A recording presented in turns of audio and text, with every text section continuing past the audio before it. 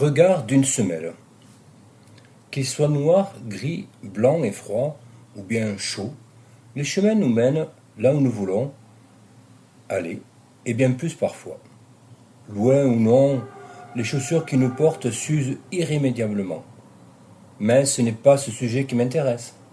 C'est à l'autre extrémité de cette chaussure que je porterai mon attention, ou ceux qui sont à cette extrémité, du moins. Je les observe depuis plusieurs mois, depuis plusieurs jours, je les vois. Les humains, en noir ou blanc, habillés de couleur, ils marchent.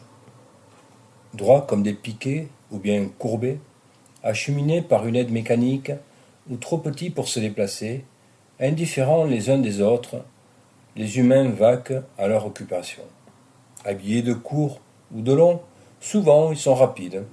Souvent, ils marchent en file indienne, insouciants de la personne de devant, de l'environnement immédiat. Principalement seuls de mon matin, ils marchent d'un pas assuré vers leur travail. Pas forcément de bonne humeur, vu leur visage effacé de sourire. L'humain est rapide dans son déplacement. Je les guette de leurs moindres mouvements, de leur plus petite attention, de leur plus petit sourire ou mimique, j'observe, je les observe. Où se laisser vivre devient un luxe, les gens vivent sans se demander comment ils passent leur temps de vie, comment ils marchent, peut-être, rapidement, sans joie, aussi stressés, immuables dans leur stature, jour après jour. L'humain traverse sa route comme il traverse le temps, comme il parcourt sa vie, sans saveur, sans conscience, sans amour. Il ne se rend plus compte de sa manière de faire, l'indifférence de son prochain, accroché à son téléphone, ses écouteurs dans ses oreilles, coupé du monde extérieur, il est seul, face au temps qui passe. En est-il conscient ?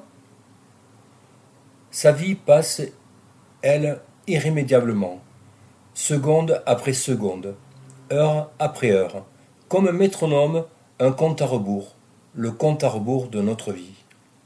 Pourquoi ce questionnement ? Pourquoi cette vie de marcheur sans âme ? Notre société manquerait-elle d'humanité ?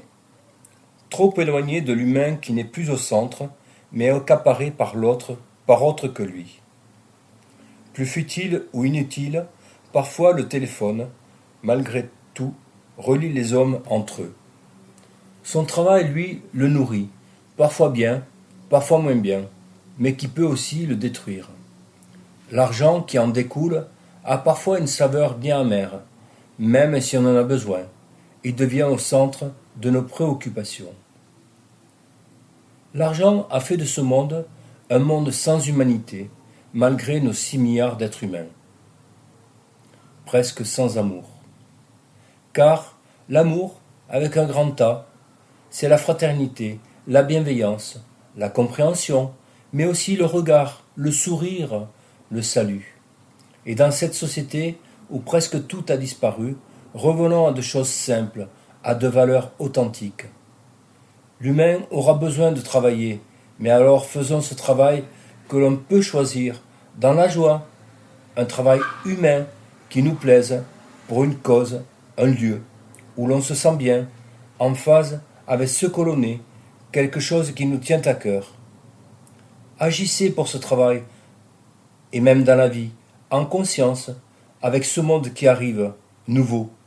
Agissez avec amour pour une vie plus épanouie et rayonnante de lumière, car nous sommes